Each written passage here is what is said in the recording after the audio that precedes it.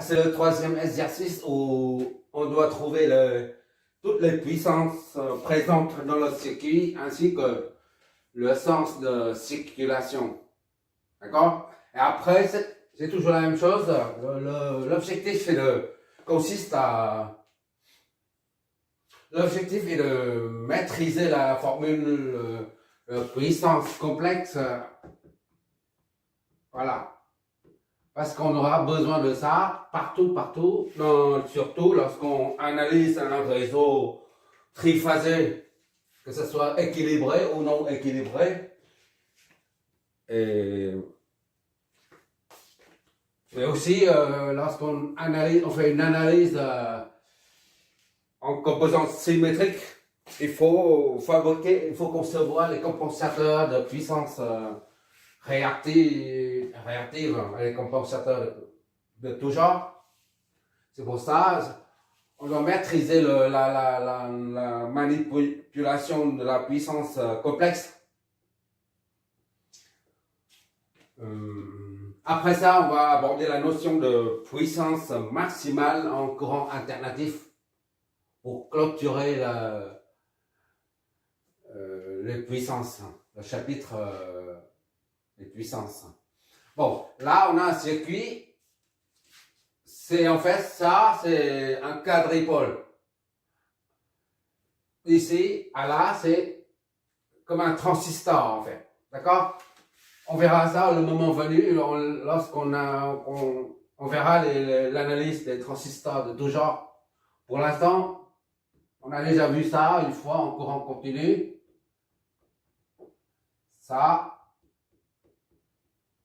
c'est un transistor, un quadripôle, 4 pôles. C'est juste un rappel, d'accord? Le courant, et ça c'est la tension. Voilà, ça c'est un quadripôle. Une entrée, deux sorties. 1, 2, ici. Voilà. Et ça, on peut considérer ça comme un circuit externe qu'on raccorde au transistor. Ça ressemble. D'accord? Ça ressemble. J'ai bien dit ça ressemble. Bon, maintenant, oublions le transistor et le quadripôle. On voit ça comme un circuit à analyser. Voilà, c'est tout.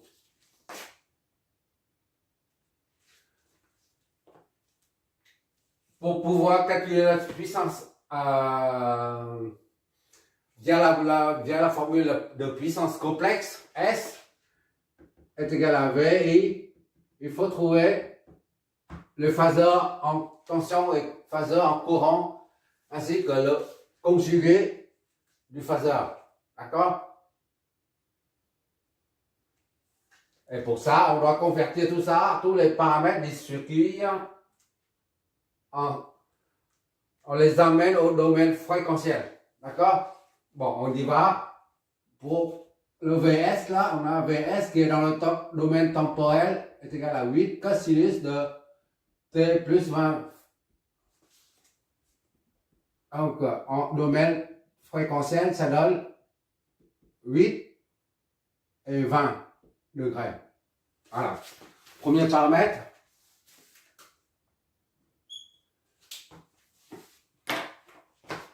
Le deuxième paramètre, on travaillera sur ce schéma-là, d'accord? Pour l'instant, on cherche les paramètres fréquentiels. Et après, on remplace ça par ça. On efface ça, on met ça ici, d'accord? ZR1 est égal à R1. Donc, ZR1 est égal à 4. 4.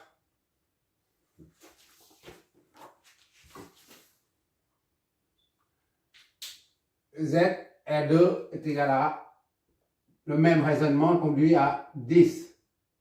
D'accord?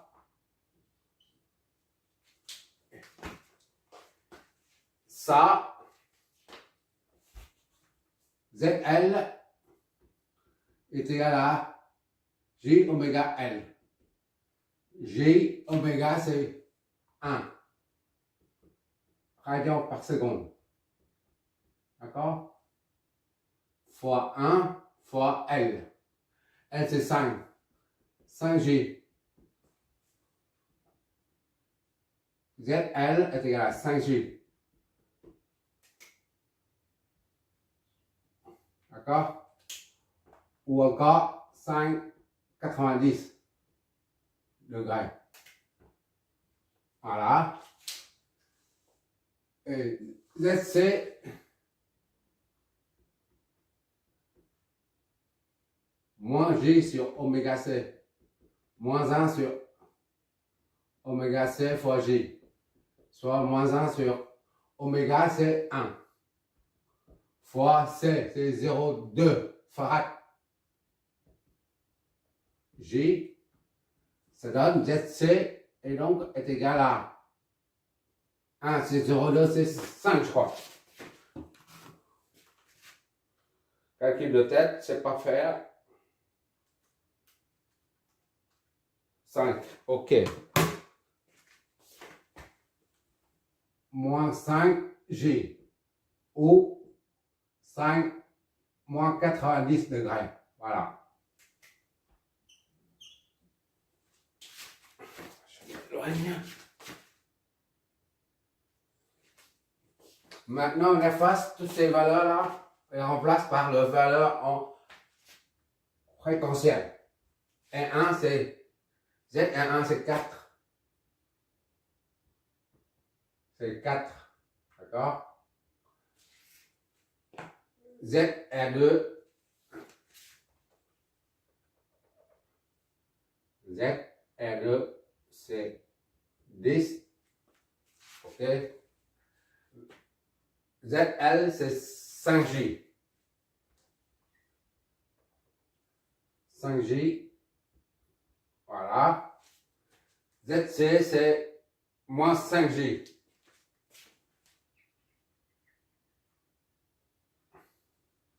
Moins ZC, moins 5G. D'accord? Et VS,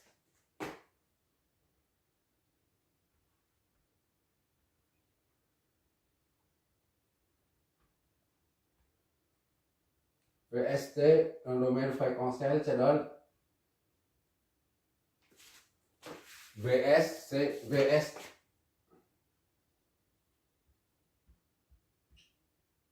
Oui, 20. Ça,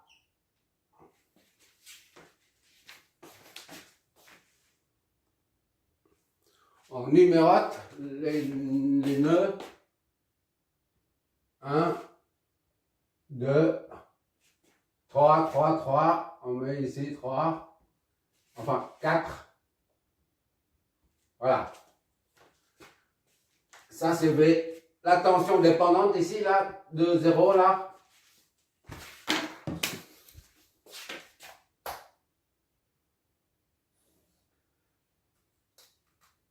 Cette tension dépendante dépend de la tension VDL2 aux bornes de la résistance R2. D'accord? Maintenant, vu qu'on a mis 4, et ici c'est disons 0, ici 0, 0 partout là. Ici c'est le même point 0. Et ben on remplace directement V4, 0 pour simplifier VR2 là au bord de la résistance R2. V4, 0. Comme ça, c'est faire. V4, 0.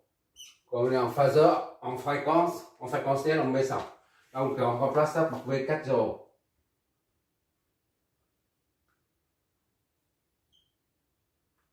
4, 0, 40. Voilà. Et le courant ici dépend de I entrée ici. IN, 8, ça ne change pas, on laisse ça comme ça. Voilà. C'est terminé. Maintenant, il faut flécher le courant, les tensions. Ça, c'est V10, c'est une source de tension. V10. Là, c'est V12.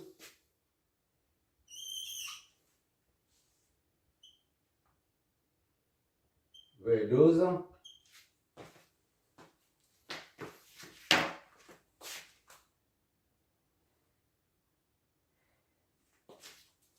Et V12, normalement, la source de tension débite un courant, d'accord? Vers là. Le bémol, c'est qu'on a le courant IN qui entre par là. On ne va pas mettre un autre courant qui sort. C'est incohérent, d'accord? C'est pas grave. C'est IN qui entre ici, d'accord? Ça, c'est V20. Là, c'est V01, V40. Voilà. Je remets ici pour avoir la place. Ici, et donc V20. La flèche d'une source de tension s'oriente toujours, la pointe de la flèche s'oriente toujours vers le pôle plus, d'accord? Quel que soit le courant. Le courant peut sortir de la source ou entrer dans la source, peu importe, mais la flèche de tension, elle, reste pointée vers le pôle positif. Voilà, IN est là. Je répète, ça, IN. Puisque la source de courant descend comme ça là,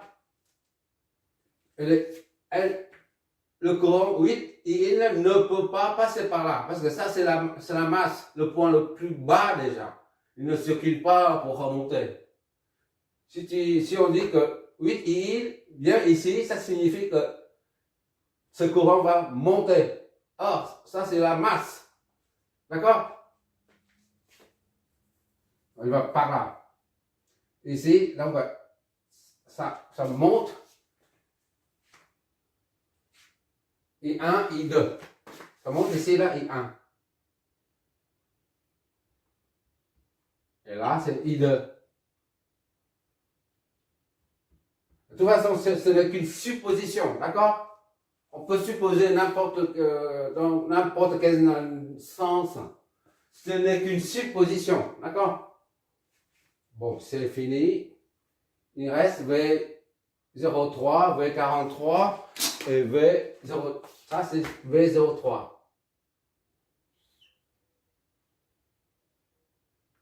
V03. Que courant passe comme ça là. Donc, c'est un récepteur V43.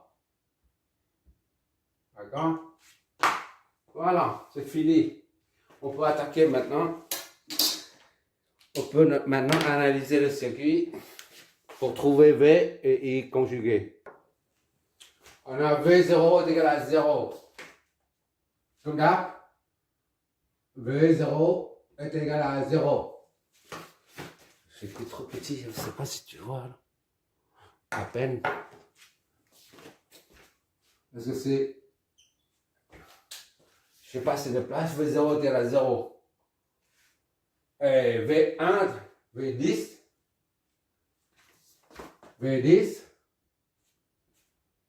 est égal à V1 moins V0. D'accord? V10 là est égal à Vs. D'accord? Donc V1 moins 0 est égal à Vs.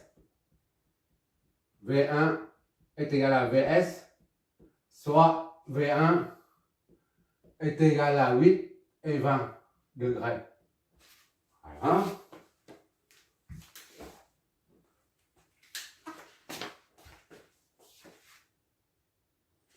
Maintenant, V12. Oh, j'ai oublié de marquer là, ici, la V20.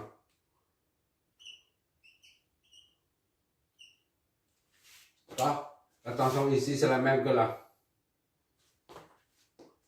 Ça, c'est... Donc, ici, c'est 0,4. Ça, V0,4 ici aussi. 0,4. 4. D'accord? Mais V40, c'est pour faire référence à ça. Tandis que ça, c'est un récepteur. Il faut mettre la flèche dans l'autre sens. C'est V04, c'est pas 40. D'accord? Ou moins 40. On a V1 maintenant. V12. V12 est égal à V1 moins V2 est égal à ZR1 fois IN. R1 fois IN. Soit IN est égal à V1 moins V2 sur ZR1.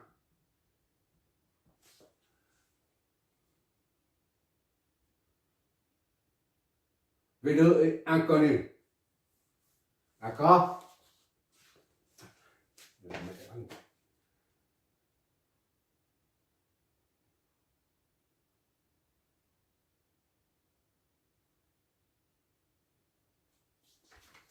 IN est égal à V1, c'est 8, 20. D'accord? Moins V2 sur ZR1. ZR1, c'est 4. Ça donne 2, 20 et moins V2. D'accord? IN est égal à 2, 20. Ça divisé par ça, fait 2. Moins V2. Moins 0,25 V2.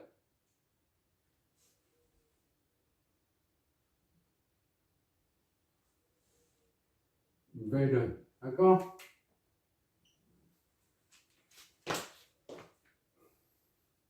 Appelons ça 1. Première équation. Maintenant, V20 maintenant. V20 est égal à combien ça? V20 est égal à V2 moins V0. D'accord? Et est égal à 0, 1, V40. V40. Il est là. V20 est égal à, attention, aux bornes de la source dépendante.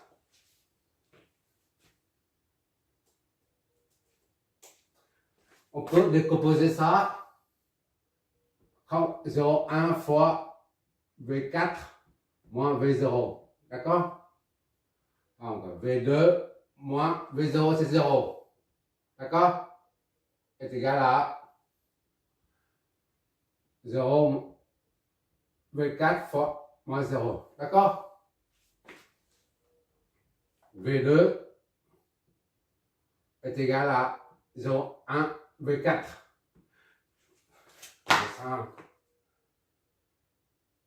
Voilà. V2 est égal à 0,1 V4. Voilà, c'est bon.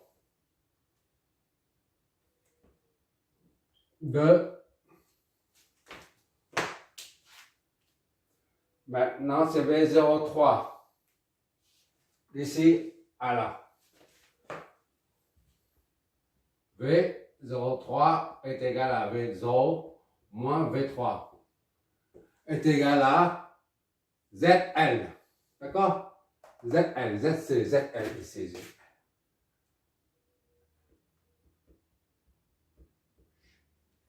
Voilà. 5G. Voilà. ZL 5G. V03 est là. ZL fois I1. I1. Donc, I1 est égal à V0 moins V3 sur ZL. Est égal à 0 moins V3. V3, c'est inconnu. Sur ZL, 5G. Soit I1 est égal à moins.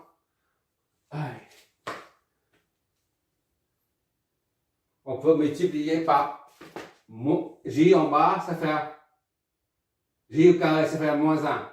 D'accord? Moins et moins, ça fait plus. D'accord? Plus V3 Et 1 sur 5, ça fait 0,2. Ça fait 0,2 J V3. Voilà.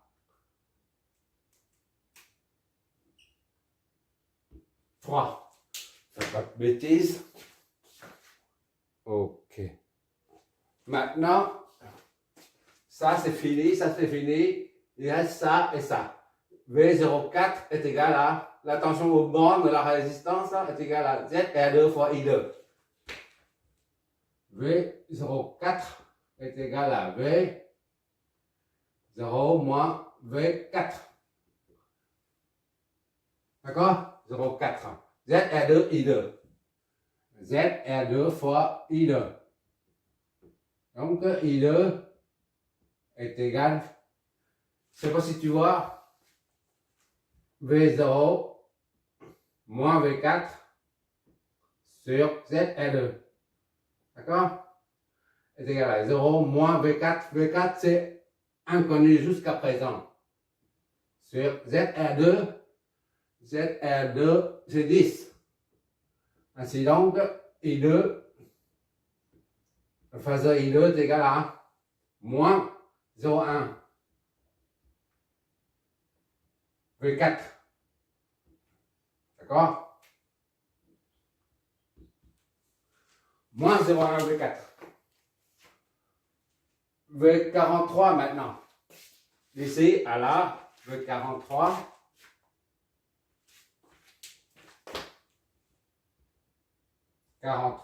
Est égal à. Je ne sais pas si tu vois, j'écris tellement petit là. Attends. Avec tes deux doigts, tu zoomes un peu pour voir, d'accord? Je sais que tu regardes ça avec le mobile, le téléphone. Ah, je suis désolé. Pas assez de place. V43 est égal à V4 moins V3.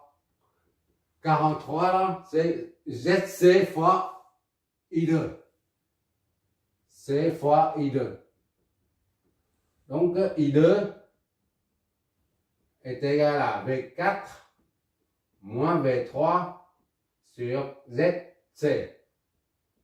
Est égal à V4 c'est inconnu, V3 c'est inconnu.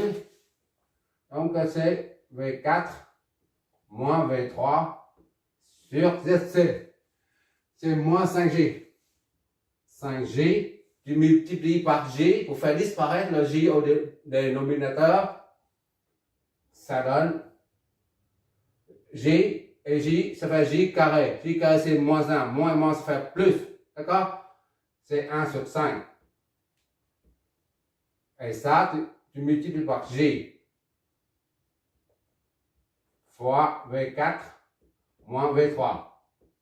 D'accord? Finalement, I2 est égal donc à combien ça? 0,2. C'est bon. 0,2. Oula! Ah, quelle misère! 0,2 J V4. D'accord? Moins 0,2 J V3. Ça c'est la cinquième équation. Aïe! Ah, quelle misère! Bon, tous les courants sont là. Maintenant, on applique la loi d'Ohm, puisque c'est la méthode nodale, là. La loi des nœuds. I1 et I2 sortent de là. C'est-à-dire 8 I1 est égal à I1 plus I2. D'accord?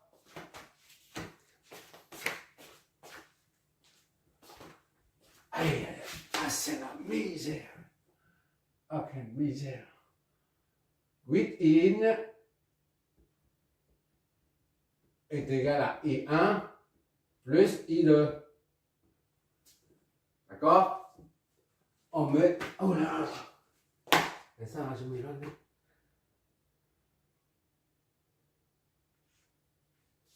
Oh, I1 plus I2 était là 8 I1 c'est plus logique. I1 plus I2 est égal à 8. I1, voilà, on va dans ce sens-là.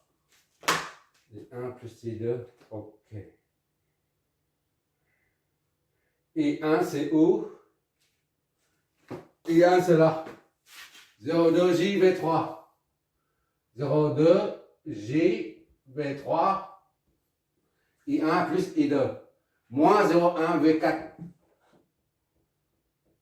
V4. I2 moins 0,1 V4. Ok? C'est la 8 in. 8 in. Et in c'est connu ou pas? C'est inconnu. Oh là là, je suis par terre.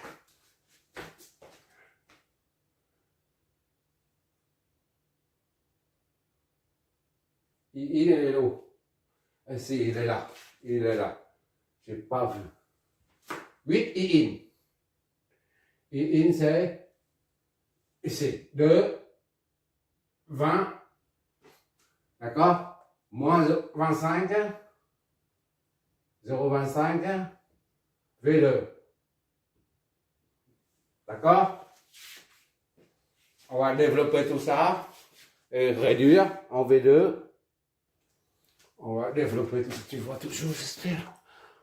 Ok, code de ligne. 0,2 JV3. D'accord? Moins, c'est toujours pareil. V4 est égal à 8 fois 2, ça fait 16. 20 degrés. Et ça, c'est un quart. 0,25, c'est un quart. Un quart multiplié par 8, ça donne 2. Moins 2, V2. D'accord? Et qu'est-ce que ça nous donne? On met ça de l'autre côté. 2V2. 2V2.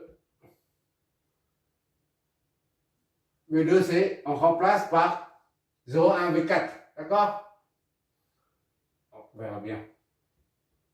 JV3 moins 0,1 V4. D'accord? Plus 2V2. On passe ça de l'autre côté. C'est 20. Voilà. V2, c'est 0,1 V4. De J, V3, moins 0,1 V4, plus 2 fois V2.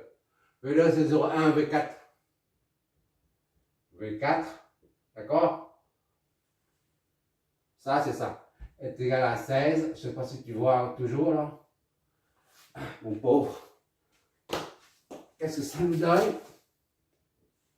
Je suis désolé. 0,2J